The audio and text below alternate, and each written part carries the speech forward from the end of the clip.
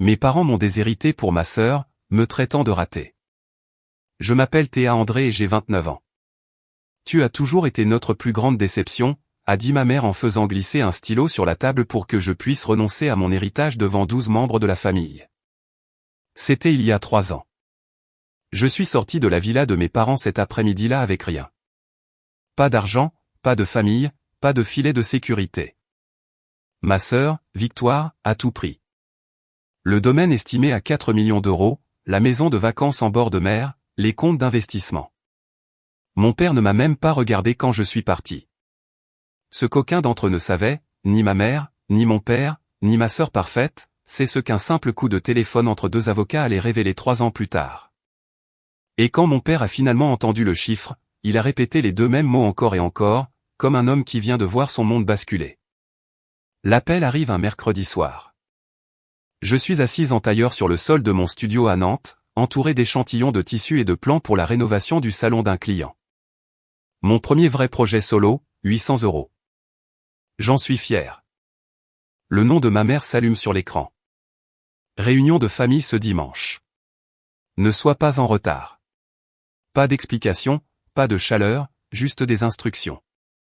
J'ai failli ne pas y aller. Quelque chose dans son ton sonne faux, plus tranchant que d'habitude, plus répété, mais c'est la famille. Et malgré tout, je viens toujours quand ils appellent. Ça a toujours été mon problème. Dimanche matin, je fais l'heure de route qui sépare Nantes de La Baule. La pluie de mars ne cesse pas depuis des jours, et les essuie-glaces battent un rythme que je n'arrive pas à ignorer. Quand je tourne dans l'allée des Pins, la maison surgit à travers la grisaille. Façade en pierre, volets noirs, le genre de demeure construite pour intimider. J'ai grandi ici. Je ne m'y suis jamais senti chez moi. À l'intérieur, 12 personnes sont déjà assises autour de la table de la salle à manger. Grand-mère Rosemary est assise près de la fenêtre, les mains jointes sur ses genoux. Oncle Robert est à côté d'elle, la mâchoire serrée. Tante Jeannette, 3 cousins, tout le monde est habillé comme pour une cérémonie officielle. En bout de table trône Maître Lefebvre, le notaire de mes parents, cheveux argentés, lunettes de lecture au bout d'une chaîne, un épais dossier en cuir ouvert devant lui. Mon père, Richard, se tient derrière sa chaise, les bras croisés. Il ne me salue pas. Ma mère, Patricia, désigne un siège vide à l'autre bout, le seul qui reste. Et là, à la droite de mon père, est assise Victoire. Ma sœur aînée, blazer impeccable, boucle d'oreille en perles. Elle ne me regarde pas non plus, mais sa posture dit tout. Elle sait déjà ce qui va arriver. Sur la table, devant ma chaise vide, je vois un seul document. Mon nom est imprimé en haut. Je ne peux pas lire le reste avant que mon père ne se racle la gorge. Assieds-toi, Théa. Ça ne sera pas long. Je m'assois. La chaise est froide. Mon père ne perd pas de temps. Il fait un signe de tête à Maître Lefebvre, qui ouvre le dossier en cuir et commence à lire de ce ton juridique plat qui dépouille tout de son émotion. La succession, la totalité, est transférée à Victoire Anne André. La villa de La Baule, la maison de vacances sur l'île de Ré, les comptes d'investissement, le fonds fiduciaire établi par mon grand-père. Valeur totale estimée, 4 millions d'euros. Chaque centime, chaque mur, chaque souvenir qui devait être partagé. Le nom de Victoire apparaît sur chaque ligne. Le mien n'apparaît nulle part. Je regarde mon père. Et moi? Il ne répond pas. Il ajuste son bouton de manchette et fixe un point juste derrière mon épaule. Ma mère comble le silence. Elle attendait ce moment. Tu as toujours été notre plus grande déception. Elle le dit comme on lit une liste de courses. Calme. Définitif. On ne va plus faire semblant. La pièce ne bouge pas. Grand-mère Rosemary regarde ses mains. Oncle Robert remue sur sa chaise, mais ne dit rien. Tante Jeannette étudie la table. Mes cousins évitent mon regard comme si j'avais déjà cessé d'exister. Victoire reste parfaitement immobile. Elle ne parle pas, mais je le saisis. Le plus petit étirement au coin de sa bouche. Pas tout à fait un sourire. Mais assez proche. Maître Lefebvre se racle la gorge. Il fait glisser le document vers moi. Une renonciation au droit de succession. Des onglets prépositionnés indiquent déjà où signer. Nous aurons besoin de votre signature pour finaliser. Je regarde le stylo. Je regarde ma mère. Son menton est levé. Elle me met au défi de faire un scandale. Je prends le stylo. Ma main est stable. Cela me surprend moi-même. Je t'ai entendu, maman. Je signe. Je me lève avant que l'encre ne soit sèche. Personne ne m'arrête. Personne ne dit « Attends ». Personne ne demande « Ça va ?» La pièce expire alors que je recule de la table, non pas de soulagement, mais avec la compréhension collective que la partie inconfortable est terminée pour eux. Je marche dans le couloir vers la porte d'entrée. Mes pas résonnent sur le parquet. À ma gauche, le mur de photos. Je suis passé devant 1000 fois. 3 photos encadrées. La remise de diplôme de droit de victoire. Elle recevant un prix d'excellence. Elle debout entre maman et papa sur un balcon à Rome. Des cadres argentés parfaitement espacés. Il n'y a aucune photo de moi. J'ouvre la porte d'entrée. La pluie n'a pas cessé. Mon téléphone vibre avant que j'atteigne ma voiture. Un SMS de victoire. Sans rancune, hein? Ce sont juste les affaires. Je le fixe pendant 10 secondes, puis je l'efface. Le trajet de retour vers Nantes dure 1 heure, mais je m'arrête au bout de 20 minutes.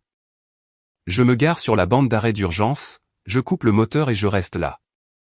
Les voitures passent en trombe. La pluie martèle le toit. Je ne pleure pas. Je ne crie pas. Je reste juste avec ça. Le poids d'être soustraite de sa propre famille comme une ligne sur un fichier Excel. 40 minutes. Puis je redémarre la voiture. Quand je rentre, mon appartement est exactement comme je l'ai laissé. Échantillon de tissu par terre, plan du client épinglé au mur, un bol de céréales sur le comptoir depuis le petit déjeuner. Je vérifie mon compte en banque. 3200 €. Pas de famille, pas de relation, personne pour m'aider.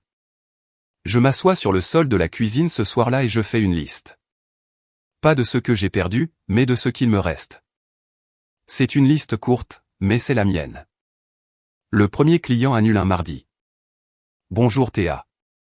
Nous avons décidé de prendre une autre direction. Bonne chance. Pas d'explication. J'envoie une réponse polie et je passe à autre chose. Ces choses arrivent. La deuxième annulation tombe 4 jours plus tard. Celle-ci pique davantage. C'était une rénovation complète de cuisine. 3 semaines de planification, mesures déjà prises. La propriétaire appelle au lieu d'envoyer un email. Nous avons entendu dire que vous traversiez des problèmes personnels, dit-elle prudemment. Nous pensons juste qu'il est préférable de travailler avec quelqu'un de plus stable en ce moment. Je demande qui lui a dit ça. Elle hésite. Je préfère ne pas le dire. Quelque chose de froid s'installe dans mon estomac. 2 annulations en 1 semaine. Les 2 utilisant un langage qui semble répété. Les 2 s'éloignant pour des raisons qui n'ont rien à voir avec mon travail. Je prends des petits boulots. Un rafraîchissement de salon pour un appartement locatif, 800 €. Une consultation couleur pour un couple en banlieue, 200 €. Je mange des céréales au dîner 3 soirs par semaine. Pas parce que je suis romantique à propos de la galère, mais parce que les céréales coûtent 3,50 € la boîte. Toucher le fond n'est pas dramatique. C'est silencieux. C'est diviser un paquet de pâtes en 3 repas et appeler ça faire un budget. La 3e semaine, j'essaie la seule bouée de sauvetage familiale qu'il me reste. Oncle Robert, le frère cadet de mon père. Il a toujours été plus doux que papa. Il m'a dit un jour que mon œil pour la couleur lui rappelait grand-mère Rosemary. Théa, je t'aime, dit-il au téléphone. Mais ne me mets pas au milieu de tout ça. Il raccroche et je comprends qu'il n'y a pas de milieu. Il y a la famille André et il y a moi. 2 pays distincts maintenant. Ce soir-là, un email arrive d'une adresse que je ne reconnais pas. Une demande de consultation design pour un pantouse à Bordeaux. Budget conséquent. J'ai failli l'effacer. Ça semble trop beau pour être vrai. Je ne l'efface pas. La vérité me trouve dans un café du centre-ville. C'est un samedi matin, environ 6 semaines après la réunion. Je revois des croquis pour une salle de bain, le seul projet qu'il me reste, quand une femme s'approche de ma table. Claire Dubois, ancienne cliente. J'avais redécoré son bureau l'automne précédent. Théa, je pensais bien que c'était toi. Elle s'assoit sans demander. Son visage est étrange. Moitié culpabilité, moitié curiosité. Je dois te demander quelque chose. Tu fais toujours du design? Bien sûr. Pourquoi? Elle remue son café lentement. Parce que ta sœur m'a dit que non. Les mots atterrissent comme une gifle. Victoire t'a appelé. Pas directement. Elle l'a mentionné lors d'un dîner. Elle a dit que tu avais pris du recul par rapport au métier. Que tu traversais une période difficile. Claire marque une pause, me regarde comme si elle décidait de ce qu'elle pouvait partager. Elle a aussi dit que tu avais été écarté de la famille pour des raisons qu'elle ne pouvait pas détailler. Elle a fait en sorte que ça paraisse grave, Théa. Comme si c'était judiciaire. Il y avait des gens de l'immobilier à ce dîner. Les rumeurs circulent vite. Je pose mon crayon. Mes mains tremblent. Pas de tristesse cette fois, mais de quelque chose de plus dur. Est-ce qu'elle a dit quelles étaient les raisons? Non. C'est ce qui a rendu la chose pire. Elle a laissé planer le doute. Les gens ont rempli les blancs. Je comprends maintenant. Les annulations, la distance soudaine. Victoire n'a pas juste pris mon héritage. Elle brûlait la terre derrière moi. Calmement, socialement, avec une capacité de déni plausible. Pas d'empreinte, juste des murmures dans des dîners mondains. J'ai envie de l'appeler. J'ai envie de hurler. Au lieu de cela, je remercie Claire. Je finis mon café et je prends une décision juste là, assise sur cette banquette avec mon latte à 6,50 € et ma liste de clients ruinés. Je n'affronterai pas Victoire. Je ne supplierai pas mes parents. Je vais reconstruire ailleurs. Là où elle ne peut pas m'atteindre. 3 mois après la réunion, je brise ma propre règle et j'appelle ma mère. Pas pour supplier, pas pour pleurer. J'ai besoin d'une réponse. Elle décroche à la 3e sonnerie. Théa. Pas une question, pas une salutation, juste une reconnaissance que j'existe encore. Tu l'as planifié, maman? Silence. La réunion, les 12 personnes, Maître Lefebvre, tout ça. C'était prévu? Nous avons fait ce qui était le mieux pour la famille. Pour la famille ou pour Victoire? Victoire ne nous a jamais donné de raison de nous inquiéter. Je ne vous en ai jamais donné non plus. S. Il lance plus long cette fois. J'entends sa respiration. J'entends le robinet de la cuisine qui goutte. Celui que papa doit réparer depuis 7 ans. C'est étrange, les détails dont on se souvient quand votre mère décide si elle va être honnête avec vous. Théa, sa voix s'adoucit, mais c'est la douceur de quelqu'un qui explique quelque chose à un enfant. Si tu nous avais écoutés depuis le début, si tu avais fait du droit, ou au moins obtenu un vrai travail, rien de tout cela ne serait arrivé. Tu as choisi ça. Voilà, c'est le cœur du problème. Dans le monde de Patricia André, l'obéissance équivaut à l'amour. J'ai désobéi, donc je ne suis pas éligible. C'est la dernière fois que j'appelle ce numéro. Ne sois pas dramatique. Je ne suis pas dramatique, maman. Je suis clair. Je raccroche et je tiens parole. Pas d'appel, pas de SMS, pas de mais. Pas ce mois-là. Pas le mois d'après. Le silence entre nous devient un mur. Et chaque jour où je ne tends pas la main vers le téléphone, il grandit d'1 centimètre. Je ne suis plus en colère. C'est la partie que personne ne vous dit sur le fait de couper les ponts.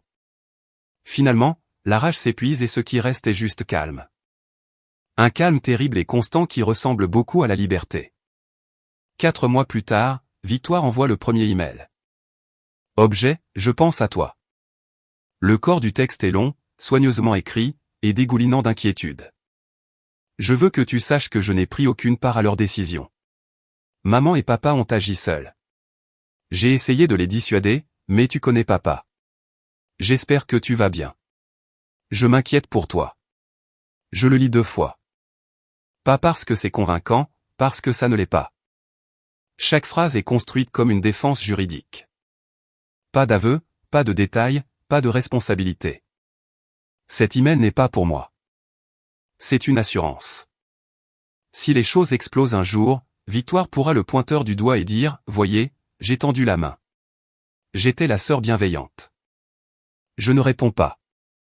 2 semaines plus tard, un deuxième email, plus court, plus direct. J'ai entendu dire que tu avais des difficultés financières. Si tu as besoin d'aide, je suis là. Tu n'as pas à traverser ça seul. Il suffit de demander. Il suffit de demander. Les mots les plus chargés de sens quand ils viennent de quelqu'un qui vous écrase le cou. Je lis celui-ci une fois, puis je ferme l'ordinateur. Mais quelque chose me fait m'arrêter. Un petit instinct, le genre qui vit au fond du cerveau où se prennent les décisions de survie. J'ouvre l'ordinateur à nouveau. Je crée un nouveau dossier dans ma boîte de réception. Je l'étiquette simplement « V ». Je glisse les 2 emails dedans. Je ne sais pas ce que je ferai avec. Je ne sais même pas s'ils importent, mais mon instinct me dit de garder une trace. Victoire est méticuleuse. Elle prévoit 3 coups d'avance. Si elle envoie des emails aussi polis, elle construit un récit, et je devrais en garder un aussi. La gentillesse de Victoire venait toujours avec une facture. Je n'avais juste jamais pensé à vérifier les petits caractères avant. Le pantouse de Bordeaux change tout. L'email mystère de la 3e semaine s'avère appartenir à une femme nommée Marguerite Cavalier, 62 ans, self-made woman, propriétaire de biens commerciaux à travers la France. Des yeux perçants, des bagues en argent à 3 doigts, le genre de poignée de main qui vous dit qu'elle a été sous-estimée toute sa vie et qu'elle a adoré prouver aux gens qu'ils avaient tort à chaque fois. Nous nous rencontrons au Pantouse, dernier étage, vue sur la Garonne. L'espace est un désastre. Le locataire précédent a vidé la cuisine et est parti. Murs mis à nu, tuyaux apparents. La plupart des designers verraient un problème. Je vois une cathédrale. Marguerite me regarde arpenter les pièces pendant 40 minutes. Je ne fais pas de pitch. Je ne vends rien. Je me déplace simplement dans l'espace, touchant les surfaces, mesurant les angles de lumière avec ma main, m'accroupissant pour vérifier les lignes de vue. Quand j'ai fini, elle se tient dans l'encadrement de la porte, les bras croisés et un très léger sourire. Vous voyez l'espace différemment de tous ceux que j'ai rencontrés. Le projet prend 5 mois. Budget, 120 000 €. Plus d'argent que je n'en ai jamais géré. Je ne dors pas beaucoup. Je source des matériaux dans des dépôts-ventes et des ateliers d'artisans. Chaque choix est délibéré. Chaque coin raconte une histoire. Quand c'est fini, Marguerite marche à travers le Pantouse terminé et ne dit pas un mot pendant un long moment. Puis elle se tourne vers moi. J'ai 3 collègues qui ont besoin de quelqu'un exactement comme vous. En 2 mois, j'ai 4 projets actifs, des vrais, pas des rafraîchissements de salon à 800 €, mais des rénovations résidentielles complètes avec des clients qui m'ont trouvé grâce au nom de Marguerite. Au cours d'un dîner un soir, Marguerite mentionne quelque chose qui s'enregistre à peine sur le moment, mais plus tard, bien plus tard, cela aura une importance énorme. Je m'intéresse à l'hôtellerie de charme. Si jamais vous voulez investir votre temps, pas votre argent, j'aimerais en parler. Je n'investis pas dans les gens qui ont besoin d'être sauvés, me dit-elle. J'investis dans les gens qui ont juste besoin d'une porte. 8 mois après la réunion familiale, je quitte l'Ouest. Le projet d'hôtel-boutique de Marguerite est à Annecy, une ville nichée dans les Alpes, pleine d'artistes, de randonneurs et de gens qui ont choisi un autre genre de vie. Cela ressemble au bon endroit pour arrêter de courir et commencer à construire. Je charge ma voiture, une vieille Peugeot avec une bosse sur la portière passager, et je conduis vers les montagnes. Tout ce que je possède tient dans le coffret sur la banquette arrière. Échantillon de tissu, un carton de livres, 3 plantes que je refuse d'abandonner. À Annecy, je loue un 2 pièces au-dessus d'un atelier de poterie. Le plancher craque. La pression de l'eau est une suggestion. C'est parfait. Je dépose les statuts pour une SARL. Je choisis le nom avec soin, Atelier André. Pas de ETA, pas de prénom. Un nouveau départ nécessite un nom propre. Marguerite et moi formalisons notre arrangement. Elle investit 150 000 € dans l'atelier André, pas par charité, mais un accord commercial avec des termes, des marges et des étapes. Je gère le design. Elle me connecte avec des propriétaires cherchant à rénover des espaces commerciaux. Partage des bénéfices au pourcentage. Tout est documenté. Je travaille 14 heures par jour. Certains soirs, je m'endors à mon bureau avec un crayon encore à la main. Je ne regarde pas les réseaux sociaux. Je n'appelle pas la boule. Le monde d'où je viens rétrécit un peu plus chaque semaine jusqu'à ressembler à quelque chose que j'ai vu dans un film autrefois. Puis un mardi matin, mon téléphone vibre avec un nom que je n'ai pas vu depuis des années. Daniel Rive, ami de fac, maintenant avocat en droit immobilier à Lyon. Il a repéré l'atelier André dans un registre des sociétés. C'est toi. Théa André à la tête d'une boîte de design? Félicitations. Qu'a fait un de ces jours? Pour la première fois en 8 mois, je souris sans y penser. Je réponds, dis-moi où. Daniel Rive ressemble exactement à mes souvenirs. Grand, un peu froissé, le genre de gars qui porte un costume comme s'il lui rendait service. Nous nous retrouvons dans un café du centre de Lyon. Il commande un café noir. Je commande la même chose. Certaines choses ne changent pas. On prend des nouvelles. Il exerce depuis 5 ans. Bon client, travail stable. Il demande des nouvelles de l'atelier André. Je lui raconte les bases. Hôtellerie de charme, rénovation commerciale, l'investissement de Marguerite. Il écoute attentivement. Les avocats le font toujours. Puis je lui raconte la partie que je n'ai pas dite à grand monde. La réunion, la signature, les 12 proches, les mots de Patricia. Daniel pose sa tasse. Son expression passe d'amicale à concentrée. Attends, ta sœur Victoire André? Oui. De la Baule, elle travaille dans un cabinet à Paris. C'est elle. Pourquoi? Il reste silencieux un moment, analysant quelque chose dans sa tête. Son nom est apparu dans une transaction que je révisais la semaine dernière. Une affaire commerciale dans le Sud-Est. Elle était en copie cachée sur une chaîne de mai entre un courtier et un groupe de gestion immobilière. Ça n'a pas de sens. Victoire ne fait pas d'immobilier commercial.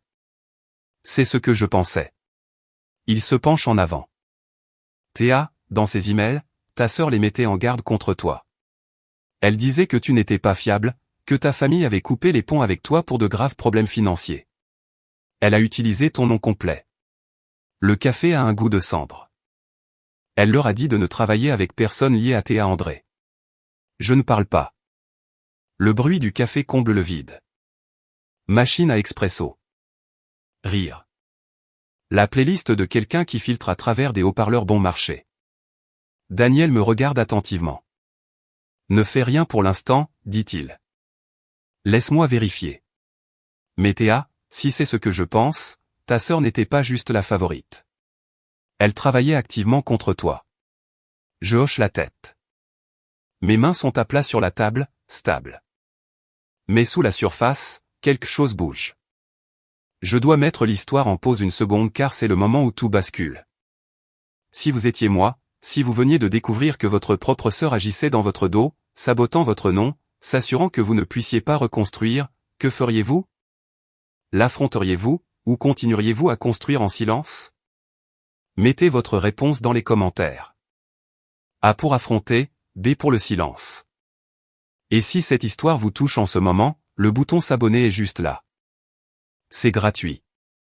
Ça aide plus que vous ne le pensez. Ok, continuons, parce que ce qui s'est passé ensuite, je ne l'ai pas vu venir non plus. 18 mois après avoir quitté l'Ouest, l'atelier André termine son 12e projet. Je tiens un journal de bord dans un carnet en cuir que Marguerite m'a offert. Chaque projet, chaque chiffre. 12 rénovations, chiffre d'affaires annuel, 1,2 million d'euros. Ça ne semble toujours pas réel quand je l'écris. Marguerite et moi faisons notre première acquisition majeure, un immeuble commercial négligé dans le sud d'Annecy. 3 étages, extérieur en briques, condamné par la mairie 2 ans auparavant. Tout le monde nous dit que c'est un gouffre financier. Nous voyons autre chose. Je redessine l'intérieur. Marguerite gère les permis et le zonage. Nous y consacrons 6 mois et chaque euro disponible. Quand nous avons fini, le bâtiment abrite 4 locataires de détail de luxe et 2 studios de design. Bénéfice net après rénovation, 340 000 euros. Mon nom commence à apparaître dans les magazines de design régionaux, un article dans Art et Décoration Alpes. Une mention dans une newsletter immobilière lyonnaise. De petites reconnaissances, mais elle signifie tout pour quelqu'un à qui on a dit qu'elle n'arriverait jamais à rien. J'embauche 3 employés, un chef de projet, un assistant designer, un comptable qui me garde honnête. Nous travaillons depuis un ancien entrepôt converti qui sent la sûre et la peinture fraîche. Je conduis toujours la vieille Peugeot, vis toujours dans le 2 pièces au-dessus de la poterie, mange toujours mon déjeuner à mon bureau. L'argent grandit, mais ma vie reste modeste, volontairement. Puis un soir, autour d'un plat thaï dans la cuisine de Marguerite, elle mentionne quelque chose qui s'enregistre à peine sur le moment. Il y a une parcelle de terrain à Pornichet. Elle vient d'arriver sur le marché. Elle est adjacente à quelques domaines résidentiels du côté de la Baule. Elle observe mon visage. Je sais ce qu'elle me dit. Pornichet borde le quartier de mes parents. Je ne scie pas. Envoie-moi l'annonce. 3 ans après le jour où j'ai signé ces papiers, j'entre au gala annuel de charité de l'immobilier au Marriott de Nantes. J'ai failli ne pas venir. Quand Marguerite l'a mentionné, 200 invités, tenue de soirée, tous les noms de l'immobilier régional, mon premier instinct a été de dire non. Je ne suis pas prête à me tenir dans une salle pleine de gens qui pourraient connaître ma famille, qui pourraient avoir entendu la version de Victoire, mais Marguerite ne me laisse pas me cacher. Tu es mon associé, Théa. Ta place est dans cette salle. Alors, me voici. Robe noire, simple, pas de bijoux, cheveux lisses et propres. Je ressemble à quelqu'un qui n'a besoin de rien prouver. Et pour la première fois, ce n'est pas une performance. La salle de bal est éclairée de doré. Champagne sur des plateaux en argent. Quatuor à cordes dans le coin. 200 personnes en costume sombre et robe de créateur. Réseautage sous des lustres en cristal. Je les vois avant qu'ils ne me voient. Mon père se tient près du bar et parle avec Maître Lefebvre, le même avocat qui a glissé ce document vers moi il y a 3 ans. Ma mère est assise à une table ronde avec tante Jeannette, le dos droit, ses perles captant la lumière. Et Victoire. Elle est à travers la pièce, en pleine conversation avec un groupe d'hommes aux cravates coûteuses, riant, gesticulant, dans son élément. Ma poitrine se serre. 3 ans de silence et mon corps réagit encore à eux comme un système d'alarme. Marguerite pose une main sur mon bras. Respire. Je respire. Puis Patricia tourne la tête. Nos yeux se croisent à travers 20 mètres de sol poli. Sa coupe de champagne s'arrête à mi-chemin de ses lèvres. Victoire remarque l'expression de sa mère, suit son regard, me trouve pendant une seconde entière. Personne ne bouge. Puis Marguerite marche droit vers la table des André et je marche avec elle. Marguerite tend la main à Maître Lefebvre comme à un vieux collègue. Ils le sont probablement. Gérald, ravi de vous voir. Elle se tourne doucement, un bras désignant ma direction. Avez-vous rencontré mon associé, Théa André, la force créative derrière l'atelier André? Elle le dit à plein volume, pas agressif, pas pointu, juste le ton naturel d'une femme présentant quelqu'un dont elle est fière. La moitié des tables environnantes l'entend. Richard se tourne lentement. Son visage passe par la reconnaissance, la confusion et quelque chose que je ne peux pas nommer. Il me fixe comme si j'étais un fantôme entré par la mauvaise porte. Patricia récupère la première. Elle le fait toujours. Théa. Son sourire apparaît comme un interrupteur. Instantané. Répété. Prêt pour la caméra. Quelle surprise. Nous étions si inquiets pour toi. Elle tend la main vers la mienne. Je la laisse la prendre. Une pression, puis je me retire. J'apprécie ça, maman. Je vais bien. Victoire apparaît au bord de la table. Elle m'observe comme un joueur d'échecs observe un coup inattendu. Nous avons entendu dire que tu faisais un peu de décoration. Elle incline la tête, un petit sourire condescendant. C'est mignon. Le mot mignon va atterrir exactement comme elle le souhaite, dédaigneux, minimisant. Mais Marguerite l'a entendu. Elle se tourne vers Victoire avec l'autorité calme d'une femme qui mange des gens comme ça au petit déjeuner depuis 40 ans. De la décoration? L'atelier André gère un portefeuille commercial de 6 millions d'euros. J'appellerais difficilement ça de la décoration.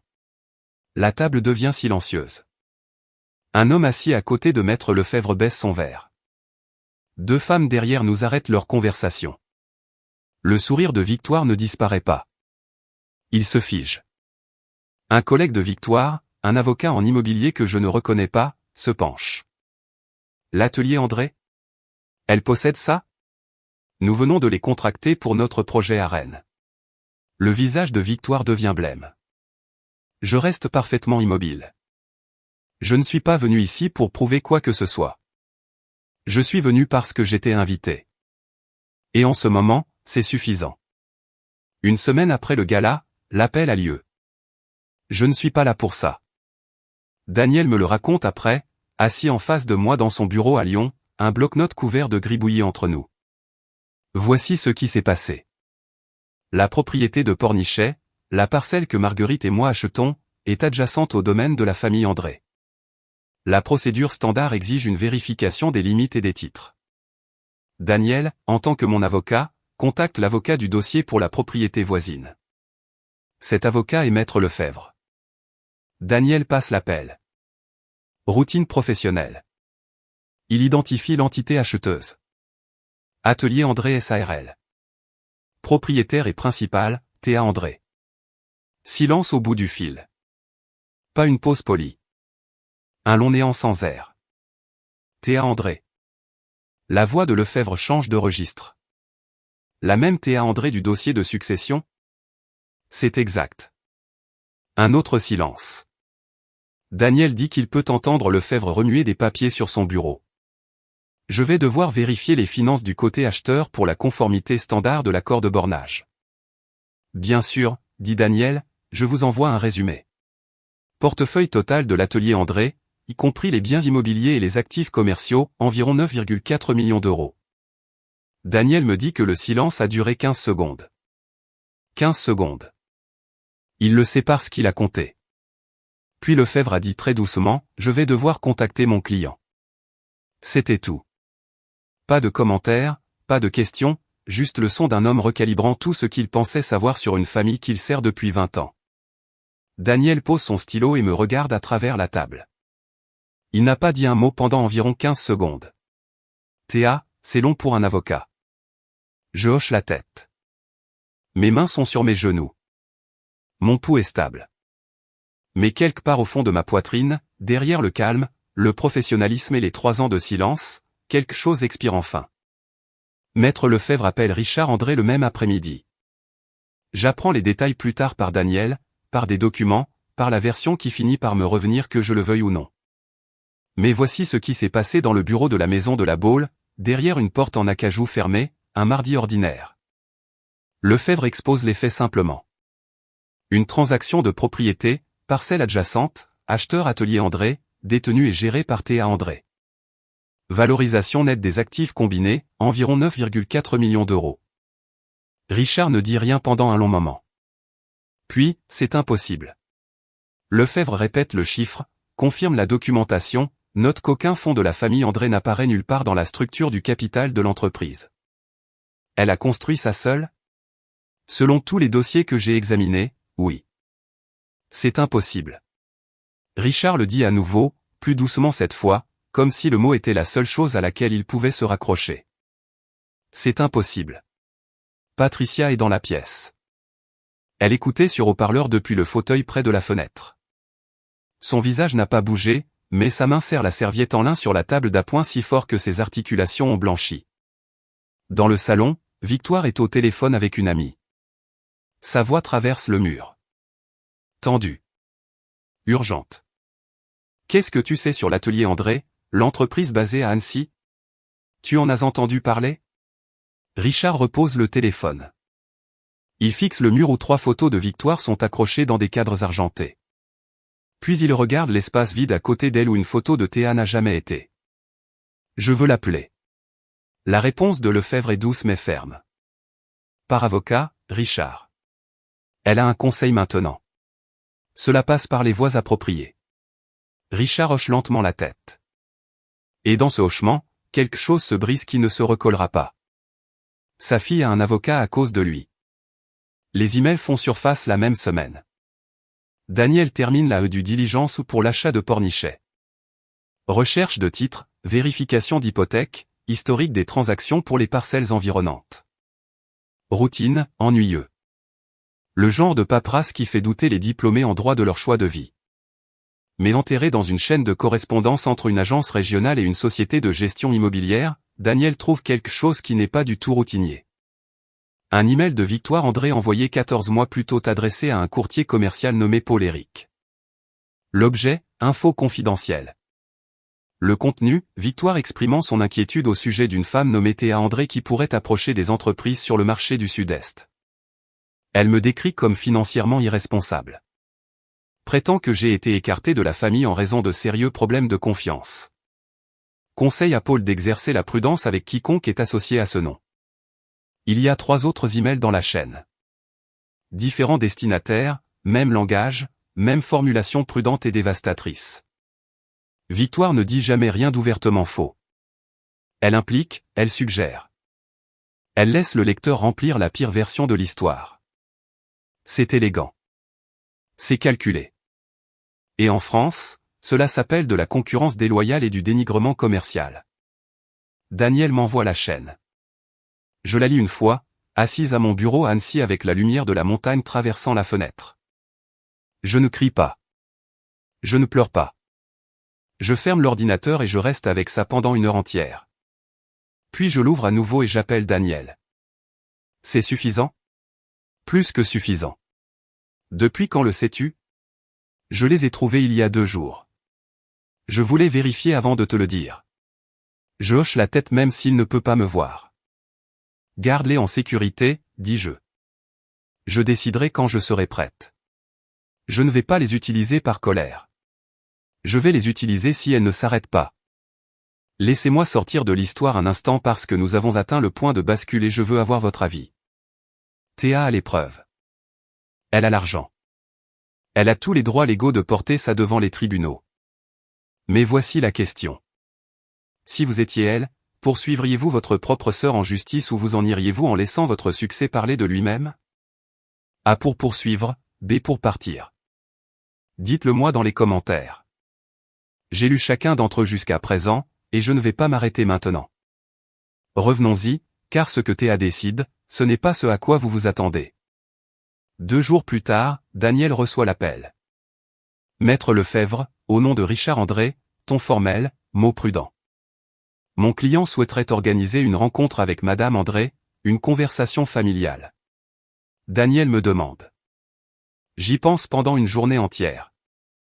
Je reste avec ça comme j'ai appris à rester avec chaque décision difficile ces 3 dernières années, sans me précipiter, sans réagir, sans laisser l'ancienne version de moi prendre le volant.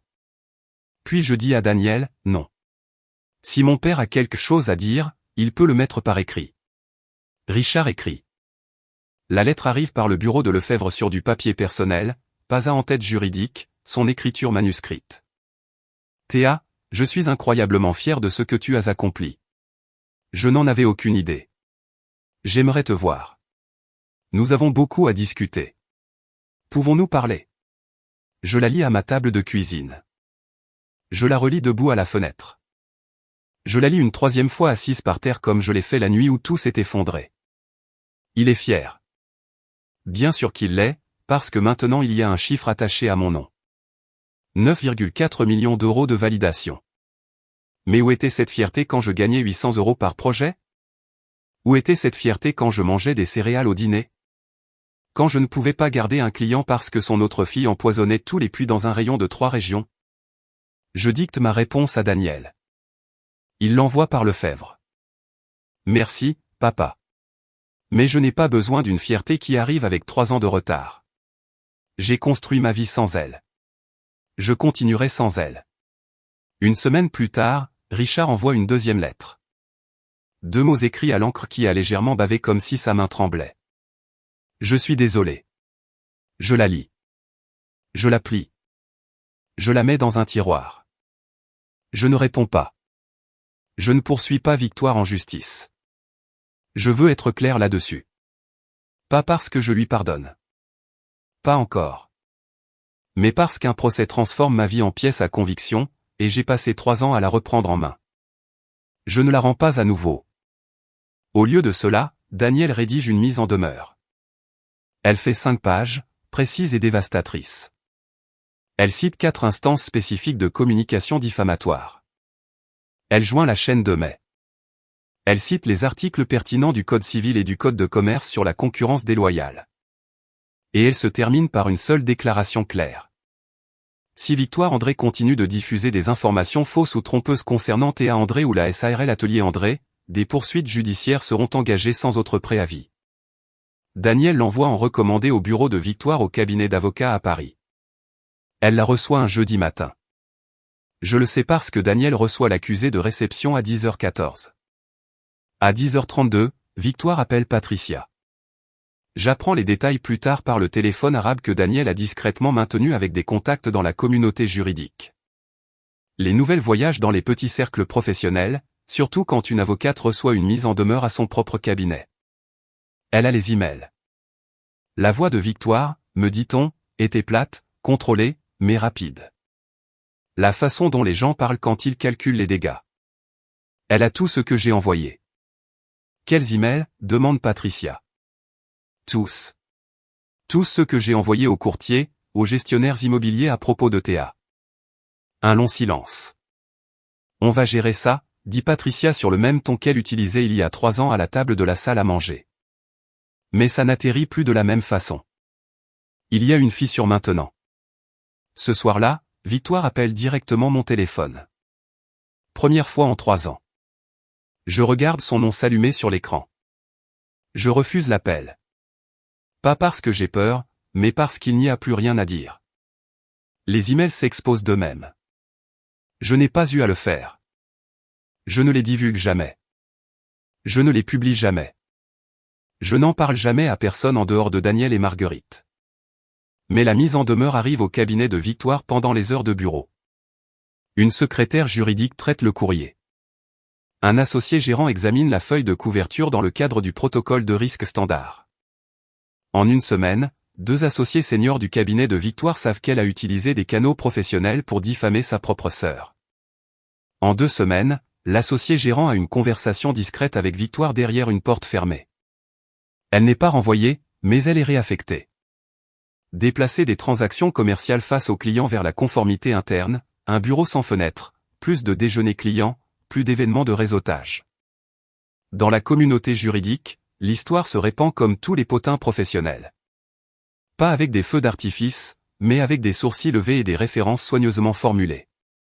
Situation familiale difficile. Problème de jugement. Pas quelqu'un que vous voulez pour représenter vos intérêts. La réputation de Victoire ne s'effondre pas du jour au lendemain. Elle s'érode lentement, de façon permanente, lentement.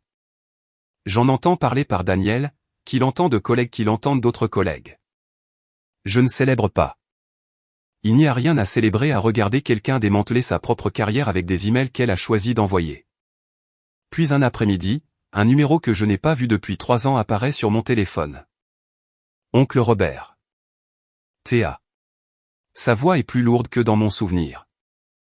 Je te dois des excuses. Pourquoi? Pour ce jour-là, la réunion. J'aurais dû dire quelque chose. J'aurais dû me lever. Je ferme les yeux. Merci, oncle Robert. Ça signifie plus maintenant que tu ne le penses. Il demande s'il peut venir me voir un jour. Je lui dis qu'Annecy est magnifique au printemps. Quand on raccroche, je reste assise un long moment. Les emails se sont exposés. Je n'ai pas eu besoin de le faire. La villa de la Baule devient plus silencieuse.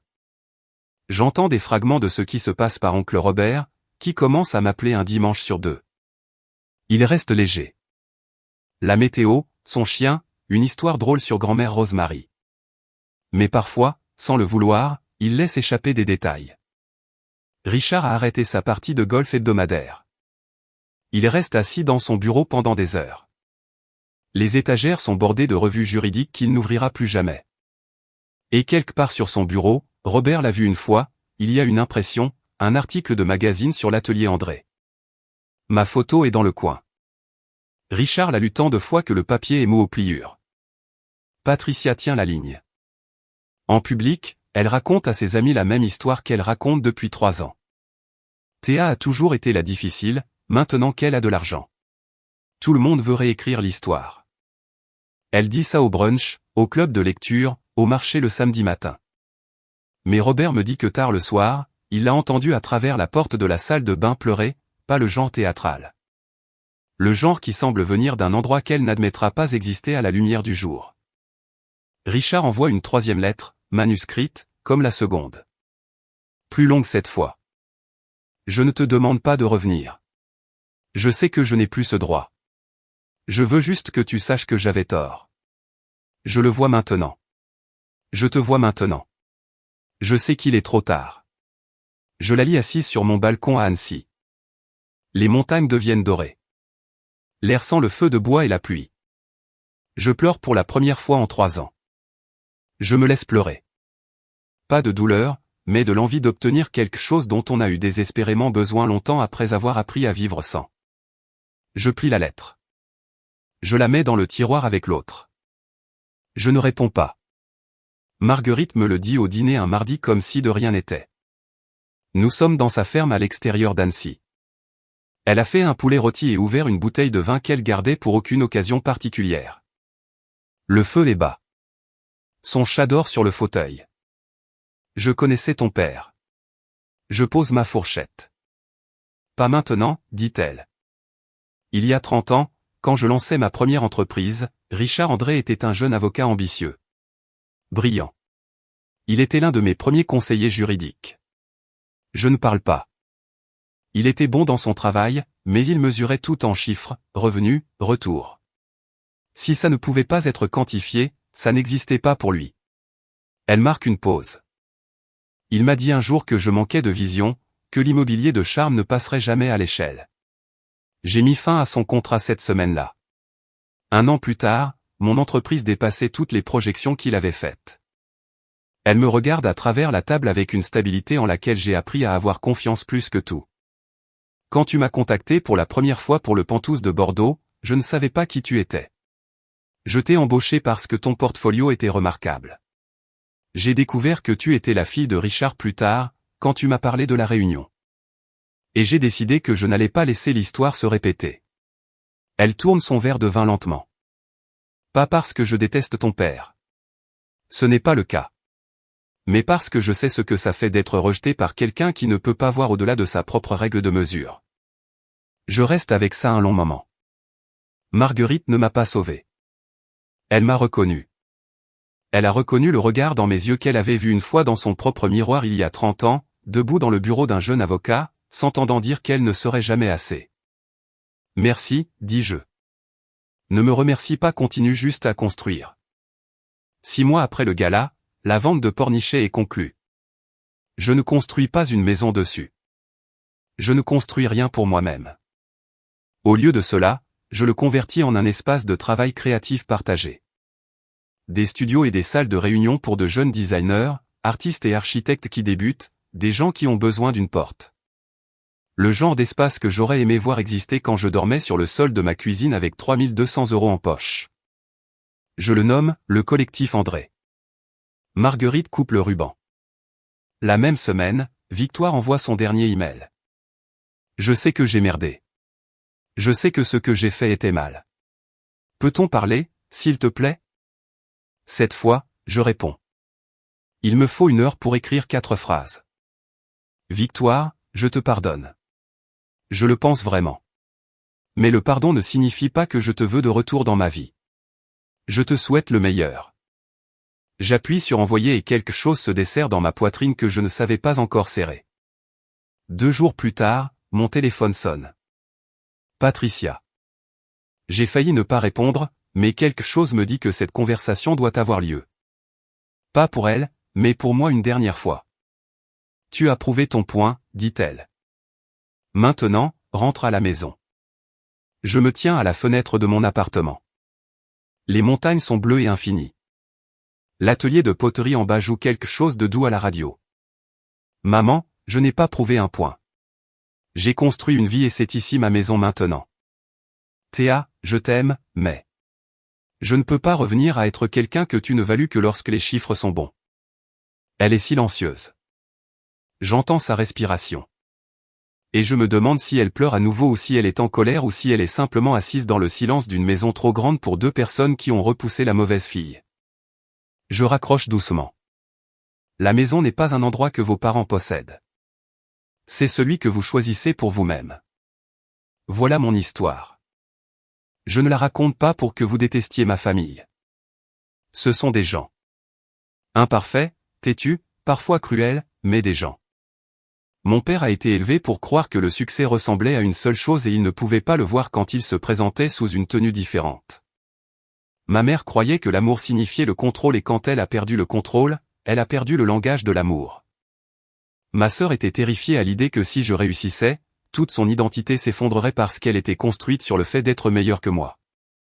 Ils avaient tort, tous. Mais ce n'étaient pas des étrangers. C'était ma famille. Et c'est ce qui a fait si mal. Voici ce que j'ai appris. Et je le partage non pas comme un conseil, mais comme quelque chose que je porte avec moi. Vous n'avez pas besoin de la permission des gens qui vous ont abandonné pour recommencer. Vous avez juste besoin d'une porte. Parfois, vous devez construire cette porte vous-même. Parfois, quelqu'un comme Marguerite la tient ouverte pour vous. Dans tous les cas, la porte est à vous. Fixer des limites avec la famille n'est pas un abandon. Ce n'est pas de la cruauté.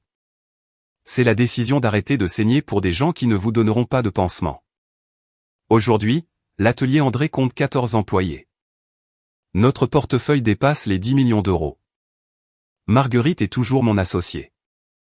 Daniel est toujours mon avocat. Et chaque matin, je me réveille dans une maison que j'ai achetée moi-même dans une ville que j'ai choisie, vivant une vie que j'ai construite à partir d'un solde de cuisine et d'une liste de ce qu'il me restait. Richard écrit toujours des lettres. Je les lis toujours. Je n'ai pas répondu. Peut-être qu'un jour je le ferai. Peut-être pas. C'est mon choix maintenant. Et si vous êtes là, en ce moment, assis dans les décombres après qu'on vous a dit que vous n'étiez pas assez par les gens qui étaient censés croire en vous, écoutez-moi. La meilleure vengeance n'est pas de leur prouver qu'ils ont tort. C'est de construire une vie si pleine que leur opinion n'y trouve plus aucune place.